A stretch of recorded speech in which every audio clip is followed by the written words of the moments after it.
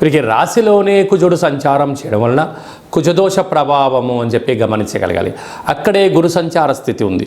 గురువు శత్రుస్థానంలో సంచారం చేయడం వలన ఈ ఆదివారం అమావాస్య, ఈ కాళ అమావాస్య, ఈ యొక్క అష్టమి తిథి యందున తప్పక వీళ్ళు కాళభైరవ నామ స్మరణ, తెల్ల జిల్లెడు వృక్షం దగ్గర దీపము, తెల్ల జిల్లెడు యొక్క వృక్షం యొక్క వేరును తీసుకొని వచ్చి సింధూరాన్ని పూసి ఒక గణపతి హోమాన్ని చేసుకొని ఇంట్లో పెట్టుకోగలిగినట్లయితే మీకు రాబోయేటువంటి 7 తరాల వారికి ఆనంద సిద్ధి, ఐశ్వర్య సిద్ధి, అమృత సిద్ధి, కనక వర్ష సిద్ధి అనేటువంటి అనేక రకాల శక్తులు మీకు సిద్ధింపచేసి విద్యార్థులకు ఉన్నతమైన ప్రపంచం, ఉద్యోగస్తులకు తిరుగులేని ఉద్యోగాలు, వ్యాపారస్తులకు తిరుగులేని రాజ్యాధికారాలు, అలాగా వారు ఏదైతే అనుకుంటారో అన్నిటినూ కూడా ఆ శ్వేతార్క వరసిద్ధి మహాగణేశ్వరు సిద్ధింపచేయడం.